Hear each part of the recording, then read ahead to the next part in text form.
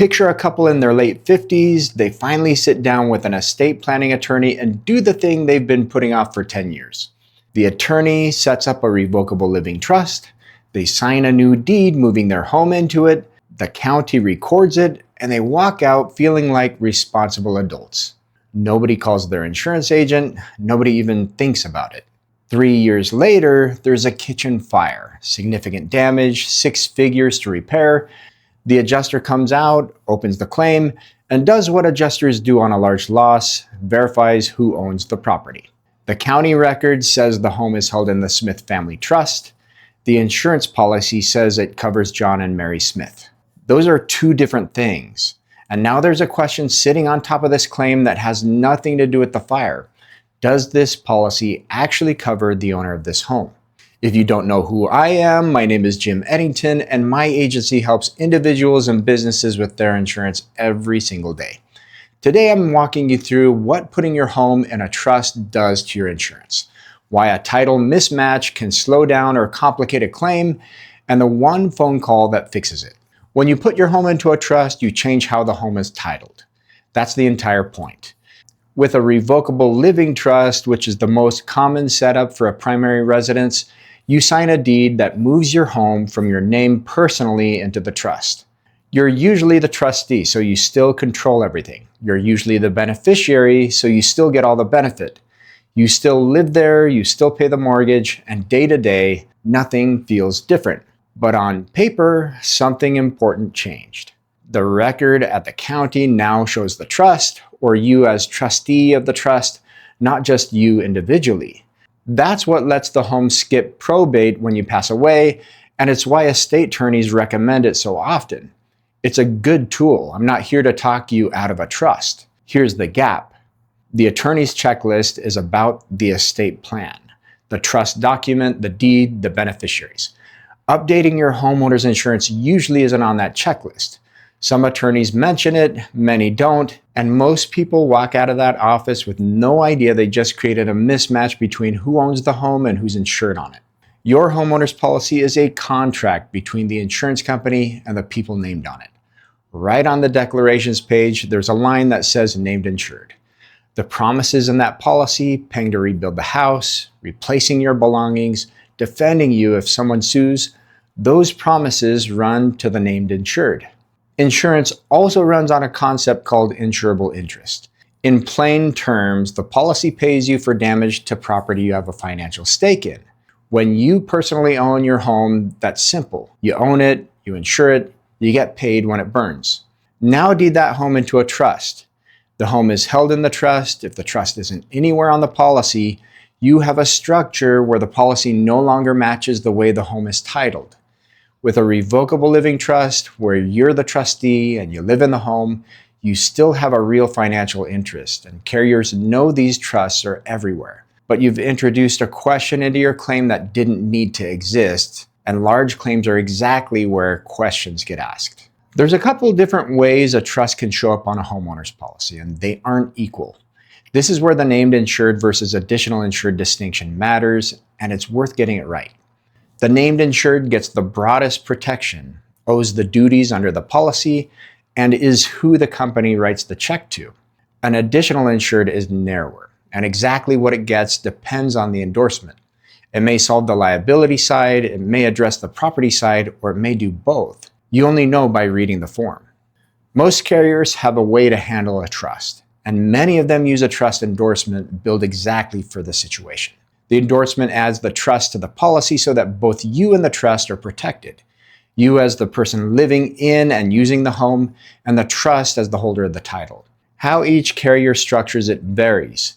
Some add the trust or trustee as an additional insured, some use a dedicated trust endorsement, and some use other wording. Be careful with the term additional interest because that can be notice only, not actual coverage. The label matters less than the outcome. The trust or trustee needs to be recognized by the policy in writing in a way that handles both the property side and the liability side. What you really don't want is the informal version where you mention the trust to somebody once, nothing got endorsed, and the policy still reads exactly like it did before the deed changed. Here's what a title mismatch can look like when a claim hits a home that's held in a trust. The most common outcome is friction. The adjuster sees the ownership doesn't match the policy, and now there's an extra layer of review. They may ask for the trust document. They may route it through underwriting or legal. A claim that should have moved in days starts moving in weeks while everyone sorts out who owns what and who's entitled to be paid. The harder version is a dispute over the dwelling itself. If the carrier takes the position that the named insureds no longer own the home, you can end up arguing about insurable interest and policy language at the worst possible moment, with a damaged house and a contractor waiting on a check. Often with a standard revocable trust, this can be resolved, but you're resolving it from a weaker position than you needed to be in. And resolution can come with delay, negotiation, or a fight you fund yourself. And here's the piece almost nobody thinks about: liability. Say a guest slips on your front steps and gets seriously hurt. Their attorney isn't just going to look at you. They're going to pull the county record and sue whoever holds title. And that can mean the trust or the trustee, not just you personally. If the trust or trustee isn't insured correctly on your policy, you may have a lawsuit against a party your policy never agreed to defend. Your personal liability coverage protects you. Whether it protects the trust depends entirely on whether the trust was added. And I want to be fair to the carriers here. They aren't hunting for reasons to deny claims on family trusts. And revocable living trusts are common enough that most companies handle them smoothly when they're disclosed. The problem isn't the trust. The problem is the trust nobody told the insurance company about. Fixing the insurance side of a trust is usually one phone call to your agent. You tell them the home has been deeded into a trust, you give them the exact name of the trust as it appears on the deed, and they work with the carrier to add the trust, the trustee, or the trust endorsement the carrier requires. With most carriers, that's an endorsement, and it often costs little or nothing. The whole thing is paperwork, not a renovation of your coverage. The exact name matters more than people expect. If the deed says John and Mary Smith Revocable Living Trust, dated March 14, 2019, that's what should go on the policy, in whatever exact form the carrier uses for trusts. Close enough isn't a standard anyone wants to test during a claim. The best time to make that call is when you have a trust set up, right alongside signing the deed. The second best time is today if your home is already in a trust and you've never confirmed your policy reflects it.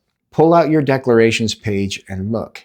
If you see your names and nothing about a trust anywhere on the declarations page or the endorsements, that's your answer. And when your agent makes the change, ask them to confirm how the trust is covered, both for the dwelling and for liability.